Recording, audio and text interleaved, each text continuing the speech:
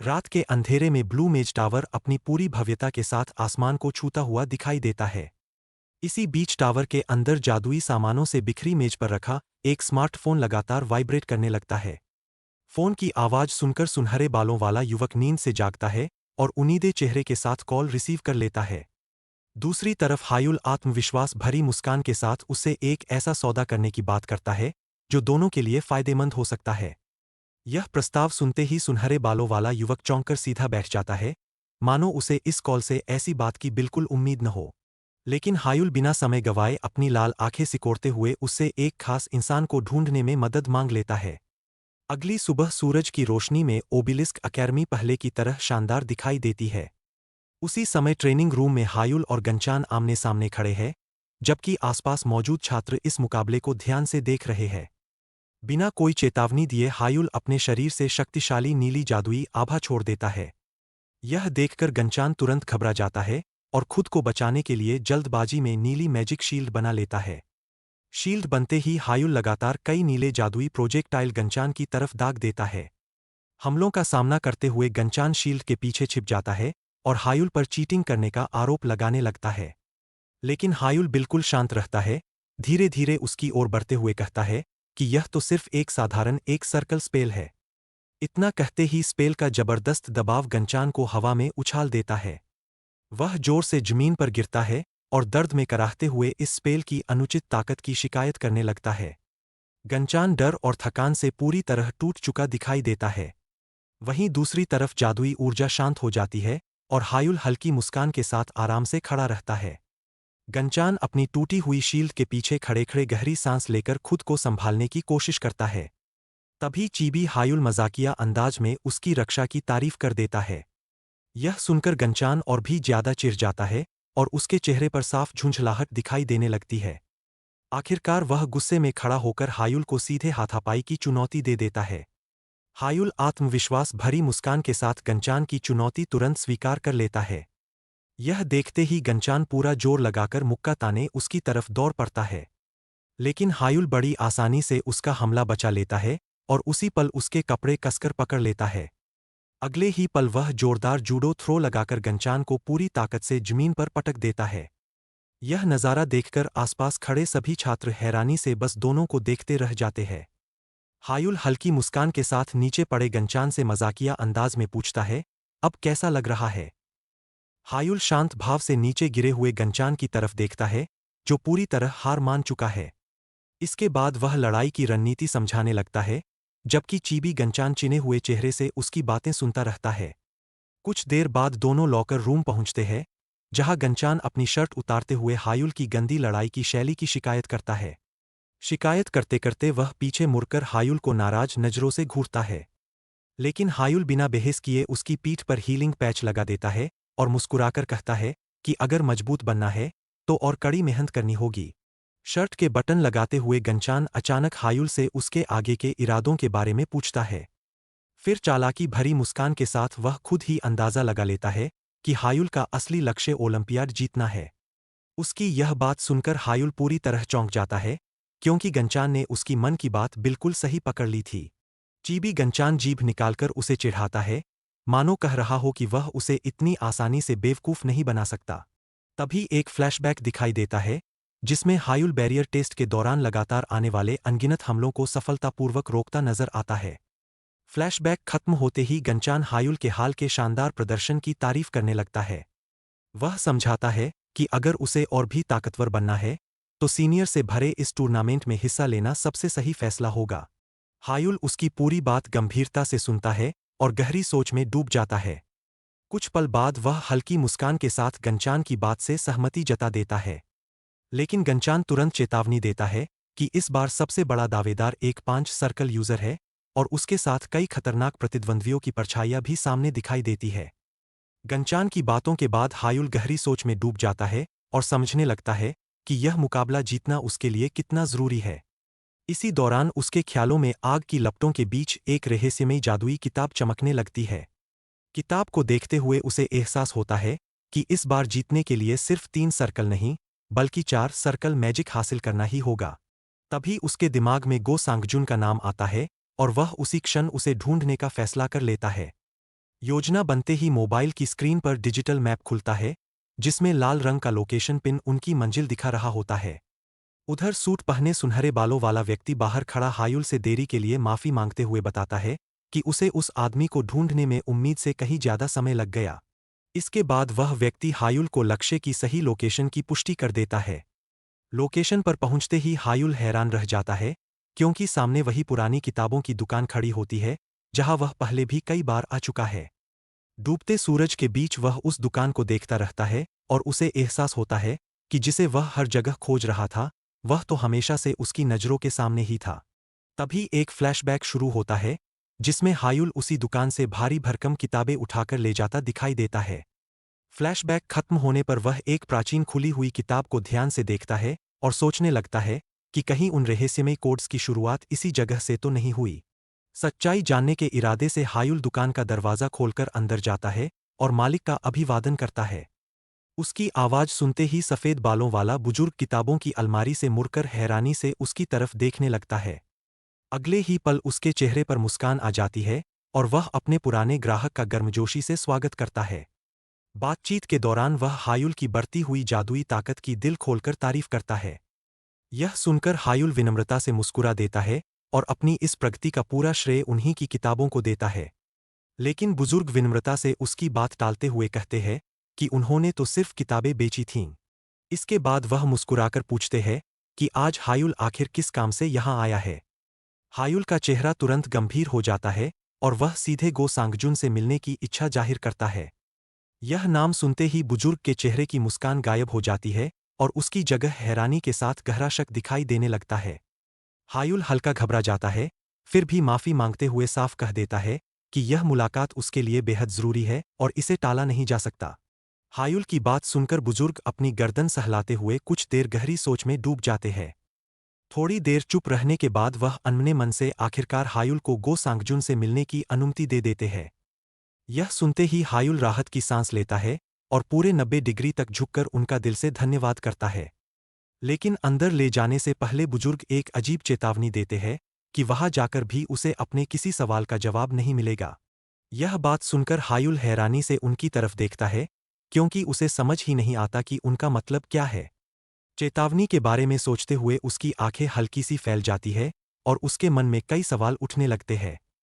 आखिरकार बुजुर्ग एक बंद दरवाजे की ओर बढ़ते हैं और हायुल को चुपचाप उनके पीछे आने का इशारा करते हैं। दोनों बिना कुछ कहे उस शांत गलियारे से आगे बढ़ते हुए कमरे की ओर जाने लगते हैं। कुछ कदम बाद बुजुर्ग एक बंद लकड़ी के दरवाजे के सामने आकर रुक जाते हैं। फिर पीछे मुड़कर हायुल की तरफ देखते हैं और इशारे से बताते हैं कि यही वह कमरा है। जैसे ही हायुल अंदर झांकता है, उसके चेहरे का रंग उड़ जाता है और वह गहरे सदमे व डर से वहीं जर हो जाता है। कमरे के अंदर सबसे पहले ऑक्सीजन मास्क लगाए एक व्यक्ति का क्लोजअप दिखाई देता है, जिसके पास रखी मशीनें लगातार बीप कर रही है। उसका पीला पड़ा हाथ ड्रिप से जुड़ा हुआ है, जिससे उसकी नाजुक हालत साफ समझ आती है। तभी पूरा दृश्य सामने आता है और पता चलता है कि सांगजुन मेडिकल बेड पर बेहोशी की हालत में पड़ा है। उसकी भारी सांसें ऑक्सीजन मास्क के अंदर साफ सुनाई देती है, जिससे उसकी हालत और गंभीर लगती है। यह सब देखकर हायुल यकीन नहीं कर पाता और हैरानी से पूछता है कि क्या यही सांगजुन है। बुजुर्ग भारी मन से इसकी पुष्टि करते हैं कि बेड पर लेटा यही व्यक्ति उनका बेटा सांगजुन है। इसके बाद दोनों चुपचाप उसके बिस्तर के पास खड़े होकर उसे देखते रहते हैं। कुछ पल की खामोशी के बाद हायुल पूछता है कि आखिर उसके साथ ऐसा क्या हुआ। यह सवाल सुनकर बुजुर्ग उदास नजरों से अपने बेटे की तरफ देखने लगते हैं। अपने हाथ कसकर पकड़ते हुए वह बताते हैं कि सांगजुन ने एक मेज की सबसे बड़ी मनाही को तोड़ दिया था। हायुल बैठकर उस मनाही के बारे में विस्तार से जानना चाहता है। बुजुर्ग बताते हैं कि सांगजुन ने बिना सोचे समझे अपने मना को सीधे दिमाग में प्रवाहित कर दिया था। यह सुनते ही हायुल बुरी तरह चौंक जाता है। इसी बात को समझाने के लिए एक दृश्य दिखता है, जिसमें एक व्यक्ति अपने सिर में जादुई ऊर्जा समाहित कर रहा है। हायुल अपनी मुट्ठी भींचते हुए सोचने लगता है कि आखिर कोई इतना खतरनाक काम क्यों करेगा। बुजुर्ग गहरी सांस लेकर बताते हैं कि अपने शोध को पूरा करने के लिए उसके पास यही एक रास्ता बचा था। एक दृश्य में सांगजुन को स्पेशल मैजिक से जुड़े रिसर्च पेपर्स के बीच काम करते हुए दिखाया जाता है। उसे याद करते हुए बुजुर्ग अफसोस जताते हैं कि काश उन्होंने समय रहते उसे रोक लिया होता। लेकिन वर्तमान में सांगजुन अब भी उसी बेड पर बिना किसी प्रतिक्रिया के पड़ा रहता है। बुजुर्ग हायुल से माफी मांगते हैं कि वह उसकी जिज्ञासा शांत नहीं कर सके। हायुल भी आंखें बंद करके उन दर्दभरी यादों को छेड़ने के लिए उनसे माफी मांग लेता है।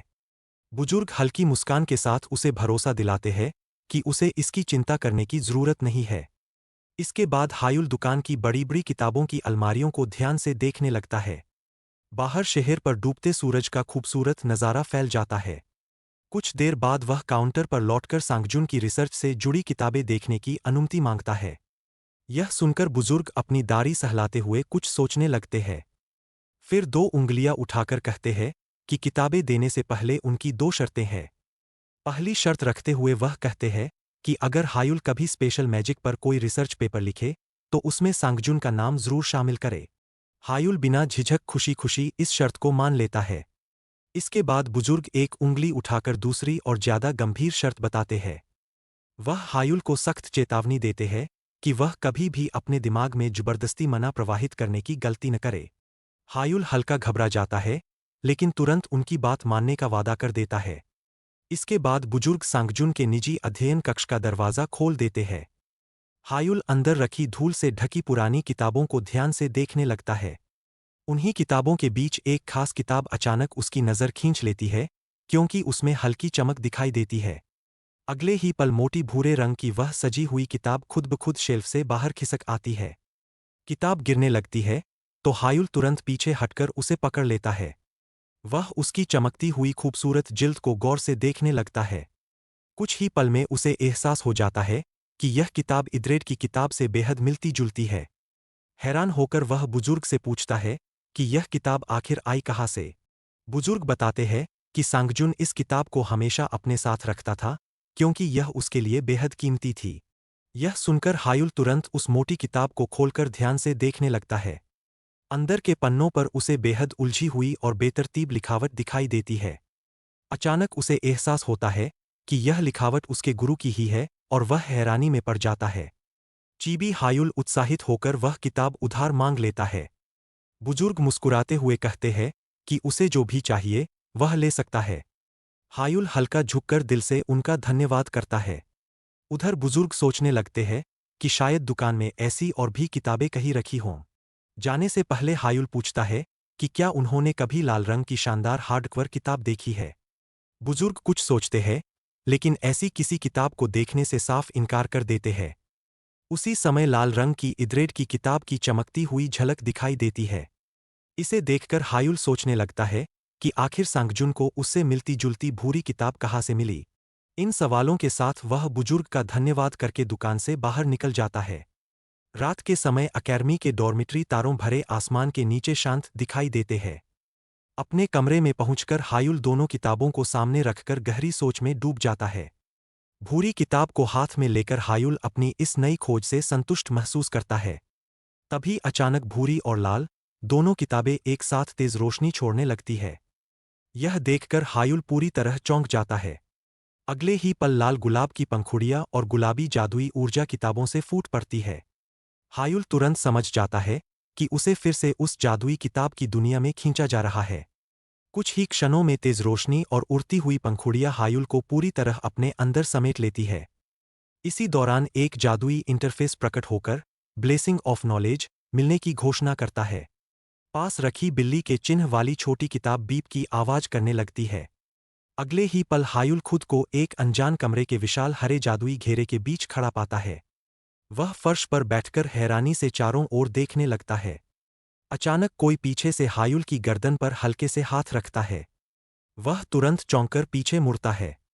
उसके सामने नौकरानी की पोशाक पहने एक छोटी लड़की शरारती मुस्कान के साथ उसकी ओर इशारा करते हुए बुक ऑफ मिमिर में उसका स्वागत करती है।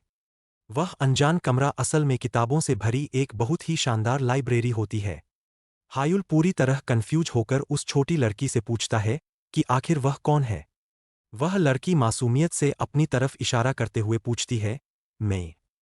और फिर वह जोर से हंसते हुए बड़े ही गर्व के साथ अपना नाम, मीमिर, बताती है। वह थोड़ा झुककर सम्मान देते हुए कहती है कि वह इस जगह की एडमिनिस्ट्रेटर है। इसके बाद वह अपना हाथ आगे बढ़ाकर मुस्कुराते हुए कहती है, तुमसे मिलकर अच्छा लगा, मेरे उत्तराधिकारी। यह सुनकर हायुल लाइब्रेरी में चारों तरफ देखते हुए सोच में पड़ जाता है।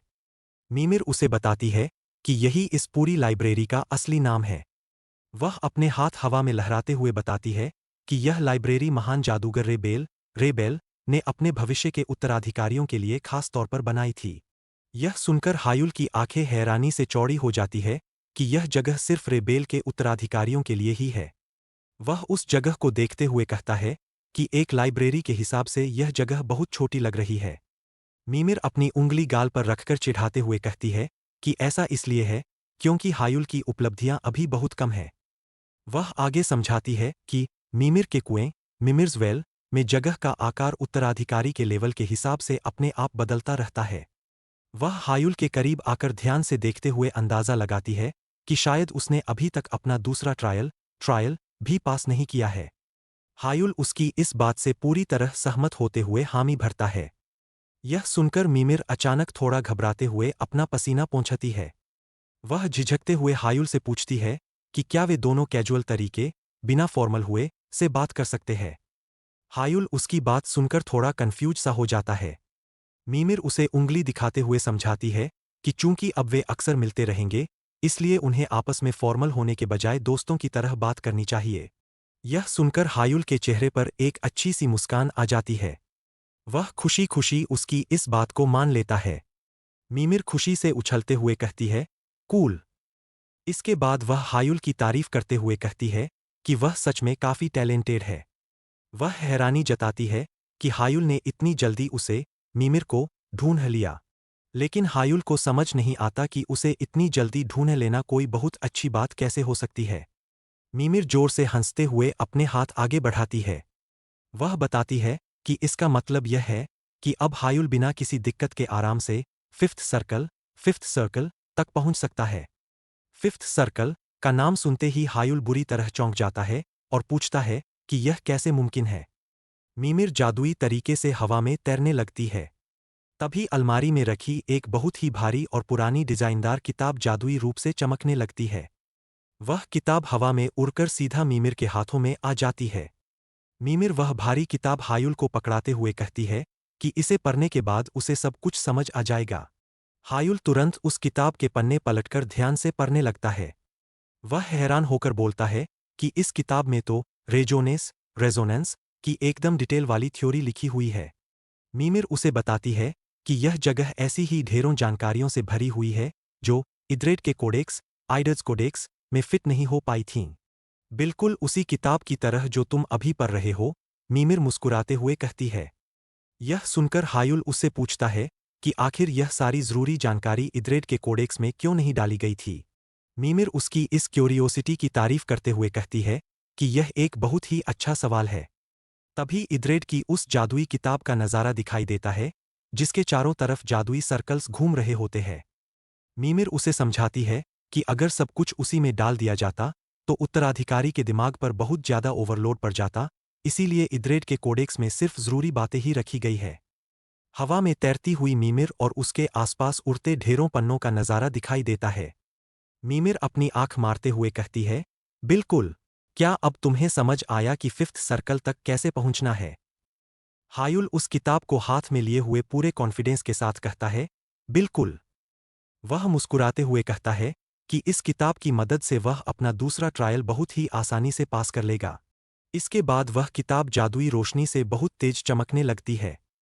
दृश्य बदलता है और हायुल पसीने से तरबतर होकर एक जादुई अंतरिक्ष जैसी जगह में गहरी सांसें ले रहा होता है। उसके चेहरे पर थकान के बावजूद एक खुशी की मुस्कान होती है। वह अपने मन में 79 सर्कल्स की गिनती करता है। वह खड़ा होकर अपने हाथों से जादुई सर्कल्स को सिंक करते हुए कहता है कि वह दूसरे ट्रायल के लिए पूरे 100 सर्कल्स तैयार कर रहा है। वह याद करता है कि शुरुआत में उसे महज 10 सर्कल बनाने में ही 8 घंटे लग गए थे। लेकिन मीमिर के कोडेक से मिलने के बाद उसने एक ही बार में 79 सर्कल्स बना लिए हैं। वह जमीन पर बैठकर राहत की सांस लेते हुए सोचता है कि अब तक उसने जो भी किया वो बहुत मुश्किल था। वह अपनी चमकती हुई मुट्ठी भींचकर पूरे कॉन्फिडेंस के साथ कहता है कि इस स्पीड से वह आज रात तक या कल तक पूरे 100 सर्कल्स क्लियर कर लेगा। मीमिर हवा में उड़ते हुए उस जादुई किताब के पास बहुत खुश नजर आती है। हायुल मन ही मन सोचता है कि ओलंपियाड से पहले मीमिर का कोडेक्स मिल जाना सच में उसकी बहुत अच्छी किस्मत है। इसके बाद हायुल की बड़ी सी शिन फैमिली हवेली, मैंशन, दिखाई देती है। अंदर हवेली के गलियारे में हायुल एक मेड के साथ चल रहा होता है। वह मन ही मन सोच रहा होता है कि आखिर उसके पिता ने उसे अभी क्यों बुलाया है। क्या यह उसे बेक साह्युक वाले हादसे के लिए कोई इनाम देने के लिए है। उसे उस बाक साह्युक का जमीन पर धुएं के साथ पड़ा हुआ घायल चेहरा याद आता है, जिसे उसने बैटल में हराया था। वह थोड़ा चिढ़ते हुए सोचता है कि उसने आज का पूरा दिन मीमिर के कोडेक्स में बिताने का प्लान बनाया था। फिर वह सीरियस होकर कहता है, खैर, यह मुलाकात भी काफी जरूरी है। तभी मेड एक बड़े से दरवाजे के सामने रुककर बताती है कि मास्टर हायुल आ गए हैं। अंदर से पिता की भारी आवाज आती है, अंदर आ जाओ। दरवाजा खुलता है और हायुल मेड के साथ उस बड़े से कमरे में एंटर करता है। उसके पिता अपनी कुर्सी पर बैठे हुए एकदम सख्त लहजे में उसे बैठने के लिए कहते हैं। पिता सीधे मुद्दे पर आते हुए कहते हैं कि इस बार हायुल का योगदान पूरा 100% नहीं था। हायुल बेझिझक होकर अपने पिता से कहता है कि उसे वो प्राचीन अवशेष, एंशिएंट रेलिक, चाहिए जो परिवार के खजाने के सबसे गहरे हिस्से में रखा है। पिता उसकी यह बात सुनकर हैरानी से पूछते हैं, एक प्राचीन अवशेष? वह हायुल को ताना मारते हुए कहते हैं कि क्या वह सच में उन अवशेषों से जुड़ी किसी फालतू और मनगैंत फैंटेसी पर भरोसा करता है। हायुल बहुत ही गंभीरता से जवाब देता है कि वह उन चीजों को उस नजरिए से नहीं देखता। वह आगे कहता है कि उसे अवशेषों से जुड़ी झूठी कहानियों से कोई फर्क नहीं पड़ता, बल्कि उसका मानना है कि हर झूठ और मिथक में भी कुछ न कुछ सच्चाई जरूर छुपी होती है। यह सुनकर उसके पिता माथा पकड़ लेते हैं और कहते हैं कि वह अभी भी ऐसी बेतुकी कहानियों पर विश्वास करने के लिए बहुत बच्चा है। इसके बाद पिता अपनी एक उंगली उठाकर कहते हैं कि अगर हायुल की यही पसंद है तो वह उसका सम्मान करेंगे। लेकिन वह शर्त रखते हैं कि हायुल खजाने में से सिर्फ कोई एक ही चीज ले सकता है।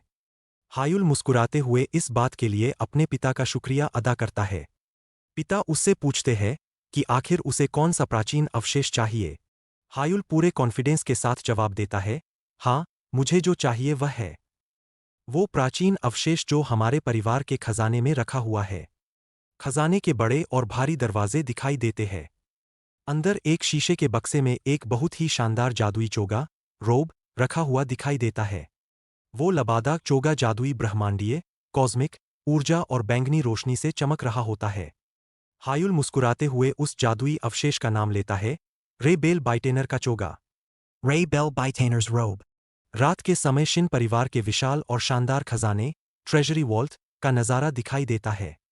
अंदर हायुल और उसके पिता साथ चल रहे होते हैं, जहां पिता उसे एक सुनहरे ड्रैगन क्रेस्ट वाला काले रंग का डिब्बा सौंपते हैं।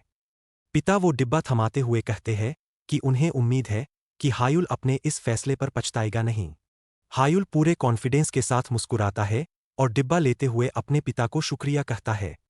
पिता उसकी तरफ देखकर कहते हैं कि ऐसी बेतुकी कहानियों पर विश्वास करना यह दिखाता है कि वह अभी भी बहुत बच्चा है।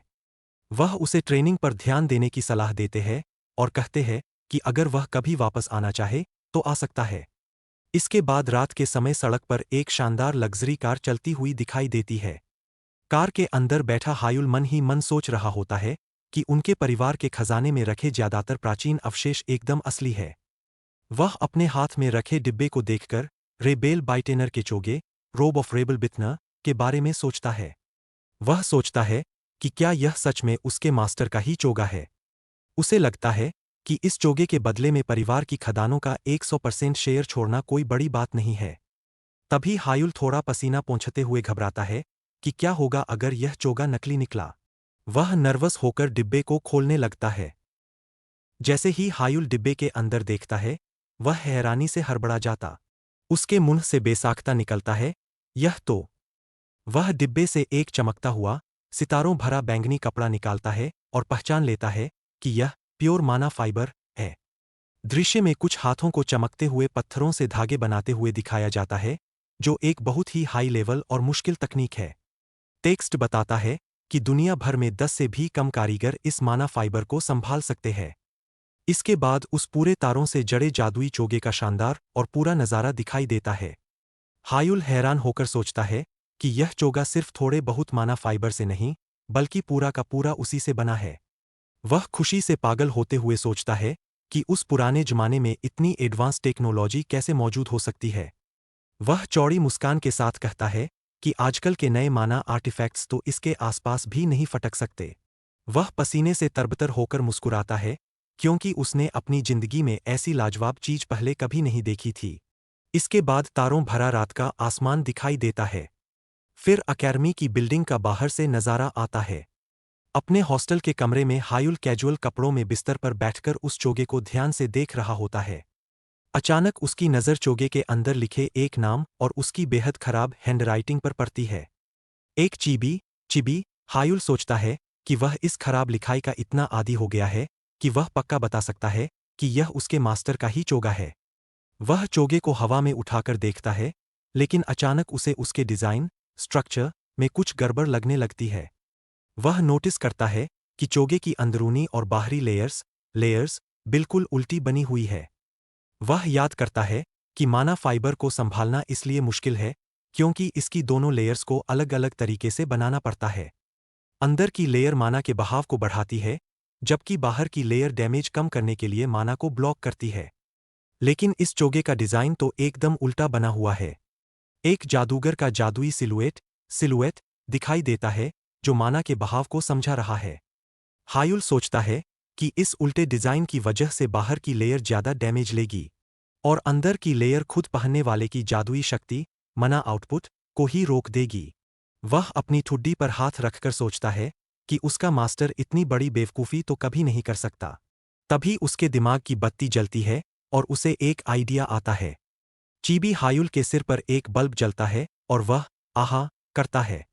वह हंसते हुए समझ जाता है कि इस चोगे को शायद उल्टा, इनसाइड आउट, ही पहना जाना चाहिए। वह तुरंत चोगे को पलटने लगता है, लेकिन पलटते ही वह एक बार फिर से सदमे में आ जाता है। चोगा तेज चमकने लगता है और हायुल देखता है कि पलटने के बाद भी उसकी अंदरूनी और बाहरी लेयर का डिज़ाइन जादुई रूप से बिल्कुल वैसा ही रहता है। इसके बाद सीन मीमिर की लाइब्रेरी में बदलता है, जहां मीमिर उस चोगे को देखकर पहचान लेती है कि यह रे का चोगा है। मीमिर खुशी से उछलते हुए कहती है कि हायुल की किस्मत बहुत तेज है, जो उसे यह इतनी जल्दी मिल गया। लेकिन हायुल परेशान होकर कहता है कि उसे इस चोगे में कुछ अजीब बात लग रही है। मीमिर अपना सिर टेढ़ा करके पूछती है कि इसमें क्या अजीब है। वह उस तारों भरे कपड़े को ध्यान से देखने लगती है। मीमिर गहरी सोच में हम करती है। अचानक वह जोर से आह करके चिल्लाती है। हायुल उसकी इस अचानक चीख से बुरी तरह डर जाता है। मीमिर अपनी 2 उंगलियां उठाकर पूछती है कि हायुल अभी सेकंड सर्कल पर ही है ना। चीबी हायुल कंफ्यूज होकर हाँ में सिर हिलाता है। मीमिर मुड़कर हाथ हिलाते हुए कहती है कि फिर तो यह एकदम नॉर्मल बात है कि उसे यह समझ नहीं आ रहा। वह कहती है कि इस चोगे को कैसे इस्तेमाल करना है, इसके बारे में अभी सोचना बेकार है। मीमिर अपने हाथों से एक्स बनाकर अपने उत्तराधिकारी हायुल से माफी मांगती है। वह कहती है कि वह अभी इस चोगे के बारे में उसे कुछ भी एक्सप्लेन नहीं कर सकती। हायुल पूरी तरह कंफ्यूज होकर पूछता है, क्या? लेकिन क्यों? मीमिर पीछे हटते हुए वह चोगा उसे वापस थमा देती है। वह फिर से मुड़कर गहरी सोच में पड़ जाती है। वह बताने लगती है कि बाइटेनर स्टाइल मैजिक में एक बहुत ही खास स्पेल होता है। लेकिन अचानक वह कुछ सोचकर बुरी तरह खौफजदा हो जाती है। मीमिर डर के मारे कांपने लगती है और उस स्पेल के नाम से ही घबरा जाती है। हायुल उसे कांपते हुए देखता है और मीमिर कहती है कि उस स्पेल का नाम लेना भी खतरनाक है, इसलिए उसे अभी के लिए भूल जाओ। तभी मीमिर एकदम सीरियस होकर हायुल की तरफ देखती है। वह नाटकीय अंदाज में अपना हाथ आगे बढ़ाती है और उसकी आंखें जादुई गुलाबी रंग में चमकने लगती है। वह कहती है कि उस जादुई रहस्य का नाम है फिफ्थ सर्कल, 5th सर्कल। हायुल के पीछे लाइब्रेरी की खूबसूरत खिड़की का नज़ारा दिखाई देता है। मीमिर उसे सख्त लहजे में बताती है कि उसे 5वें ट्रायल, 5th ट्रायल, में जाने के लिए पहले 5th सर्कल में मास्टरी हासिल करनी ही होगी। वह बहुत ही इंटेंस लुक के साथ हायुल की तरफ हाथ बढ़ाती है। वह आखिरी चेतावनी देते हुए कहती है कि असली बाइटेनर स्टाइल मैजिक की शुरुआत 5th सर्कल की मास्टरी के बाद ही होती है। बुक ऑफ इद्रेड, बुक ऑफ आइडर्ड अपने जादुई पन्नों के साथ हवा में तेजी से चमकने लगती है। हायुल एक चमकते हुए हरे मैजिक सर्कल के बीच खड़ा होता है, जिस पर 98 फीट नंबर दिखाई दे रहा है। तभी वो जादुई नंबर बदलकर 99 फीट हो जाता है और फिर एक भयंकर रोशनी के साथ वो नंबर पूरे 100 फीट पर पहुंचकर ब्लास्ट होता है। हायुल पसीने से तरबतर होकर भी मुस्कुराता है और राहत की सांस लेते हुए कहता है, आखिरकार मैं कामयाब हो गया। तभी उस अंधेरे में एक चमकता हुआ जादुई गोला उभरता है जो उसे टेस्ट पास करने की बधाई देता है। हायुल ऊपर आसमान की तरफ देखते हुए हैरान होकर कहता है, यह आवाज, मास्टर। वो जादुई आवाज हायुल की तारीफ करते हुए कहती है कि दूसरा टेस्ट पास करना सच में काफी मुश्किल रहा होगा।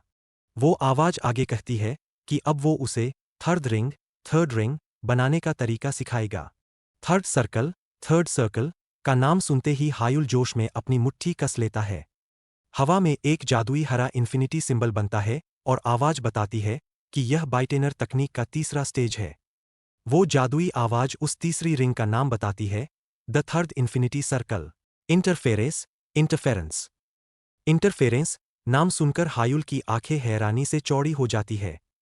वह कंफ्यूज होकर खुद से पूछता है, इंटरफेरेंस की रिंग। सीन बदलता है और एक हाथ उस डिजाइनदार भूरी बुक ऑफ मीमिर को मेज पर रखता है। हायुल अपने हॉस्टल के कमरे में वो ब्रह्मांडीय कॉस्मिक चोगा पहने हुए बिस्तर पर बैठा है और सोचता है कि उसने दूसरा टेस्ट मास्टर कर लिया है। उसके हाथ में रखी वो पुरानी रहस्यमयी किताब चमकने लगती है। हायुल पूरे कॉन्फिडेंस के साथ तय करता है कि अब उसे रिंग ऑफ इंटरफेरेंस बनानी है। सुबह की धूप उसके कमरे में आ रही होती है और वह सोचता है कि अगर मीमिर की किताब और यह चोगा नहीं होता तो उसे दूसरा टेस्ट पास करने में बहुत ज्यादा टाइम लग जाता। तभी स्क्रीन पर एक टेक्स्ट आता है जो हमें एक रात पहले मीमिर की लाइब्रेरी का फ्लैशबैक दिखाता है। फ्लैशबैक में मास्टर की लाल किताब चमक रही है और बता रही है कि इसे तभी पढ़ा जा सकता है जब कोई फिफ्थ सर्कल का मास्टर बन जाए। यह बात सुनते ही छोटी मीमिर बौखलाकर आगे की तरफ छलांग लगाती है। वह चिल्लाते हुए कहती है कि इसका मतलब हायुल का जादू तब तक आधा अधूरा ही रहेगा जब तक वह फिफ्थ सर्कल मास्टर नहीं बन जाता। हायुल अपनी ठुड्डी पर हाथ रखकर सोचता है कि उसके पास अभी और कोई रास्ता भी तो नहीं है। वह अपना वो जादुई चोगा उतारते हुए कहता है कि जब तक वह फिफ्थ सर्कल तक नहीं पहुंचता वह इस चोगे को अभी के लिए वापस खजाने में रख देगा। लेकिन तभी मीमिर दौड़ती हुई आती है और चिल्लाती है, रुको उत्तराधिकारी, तुम इतने कीमती चोगे को अंदर क्यों रख रहे हो? हायुल उसे समझाता है कि इस चोगे की अंदरूनी और बाहरी लेयर्स उल्टी है, इसलिए यह किसी काम का नहीं है। यह सुनकर मीमिर तुरंत उसके हाथों से वो चोगा छीन लेती है। वह उस चोगे को पहनकर खुशी से नाचने लगती है। मीमिर समझाती है कि यह चोगा मना को बाहर निकलने से रोकता है और अंदर ही फंसाए रखता है, जिससे शरीर में माना की मात्रा फुल सैचुरेटेड हो जाती है। हायुल बहुत ही ध्यान से उसकी बात सुन रहा होता है। मीमिर मुस्कुराते हुए बताती है कि जब माना फुल हो जाता है तो इन्फिनिटी सर्कल्स नॉर्मल से ज्यादा तेज घूमने लगते हैं।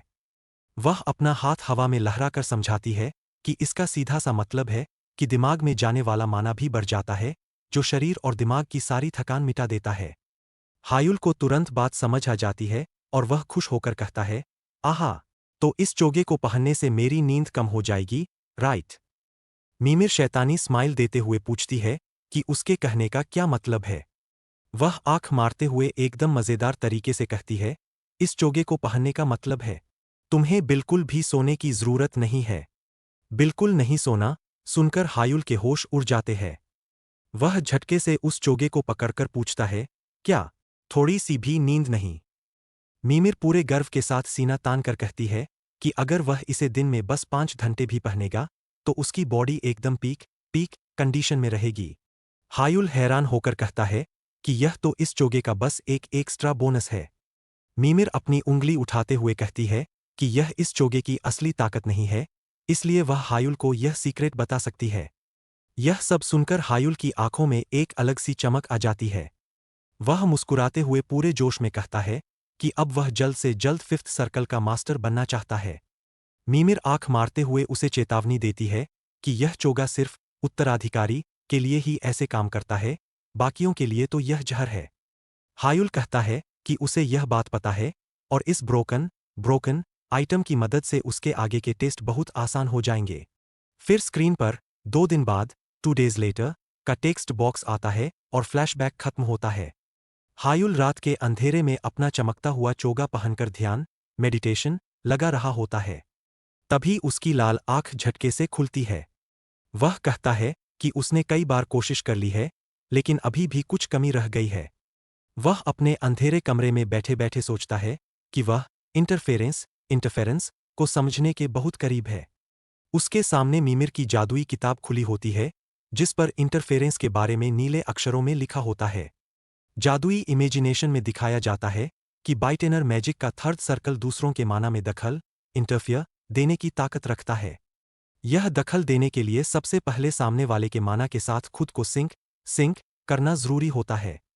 हायुल किताब पढ़ते हुए सोचता है कि क्या यही रिंग ऑफ इंटरफेरेंस का एक एक्सप्लेनेशन है। वह मुस्कुराते हुए सोचता है कि किसी दूसरे के मैजिक में छेड़छाड़ करना सुनने में कितना मजेदार लग रहा है ना। वह अपनी उंगलियों से हवा में एक जादुई सर्कल बनाता है और कहता है कि उसने कभी नहीं सोचा था कि दूसरा टेस्ट तो बस इस थर्ड रिंग को बनाने की एक सीढ़ी था। वह किताब में आगे पढ़ता है कि थर्ड रिंग बनाने के लिए पहले और दूसरे रिंग ऑफ रेजोनेस को आसपास मौजूद माना के साथ पूरी तरह सिंक करना होगा। ऐसा लगातार करने से थर्ड रिंग खुद ब खुद बन जाएगी। यह पढ़कर हायुल के चेहरे पर एक कॉन्फिडेंट स्माइल आ जाती है। वह झटके से खड़ा होकर किताब बंद करता है और कहता है, ठीक है, इस बार तो मैं पक्का कामयाब होकर रहूंगा। उसके चारों तरफ ब्रह्मांड जैसा नज़ारा बन जाता है, जहां वह हवा में मौजूद सारे माना को सिंक करने की कोशिश करता है।